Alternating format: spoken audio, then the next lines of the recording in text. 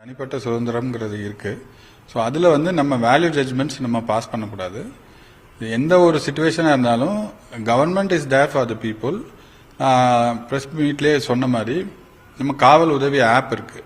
இந்த ஆப்போட மெயின் ஃபியூச்சரே வந்து இந்த மாதிரி எமர்ஜென்சி சுச்சுவேஷன், ஒரு ஃபோனை எடுத்து கூட நம்மளால டயல் பண்ண முடியாத ஒரு சுச்சுவேஷனில் தான் அந்த ஆப்போட யூஸ் இருக்கு.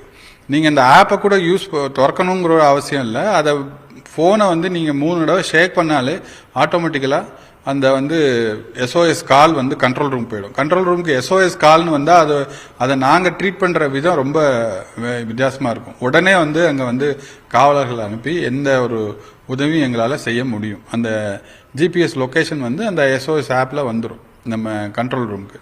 ஸோ அப்படி இருக்கிற பட்சத்தில் நம்ம வந்து பொதுமக்கள் வந்து தங்களோட பாதுகாப்பை வந்து இந்த மாதிரி ஆப் மூலமா உறுதிப்படுத்திக்கணும். அதுக்கு தான் தமிழக முதலமைச்சர் அவர்கள் அந்த ஆப்பாவே இன்ட்ரடியூஸ் பண்ணாங்க. ஸோ இதை வந்து பொதுமக்கள் கொஞ்சம் கவனத்தில் கொண்டுக்கிட்டா நல்லது. நம்ம கோவை மாநகரத்தில் வந்து கிட்டத்தட்ட வந்து 15 to 20 lakhs பாப்புலேஷன் இருக்காங்க. பட் இந்த வருஷம் அந்த எஸ்ஓஎஸ் ஆப் நம்ம டவுன்லோட் பண்ணியிருக்கிறது வந்து வெறும் 17,000 தான்.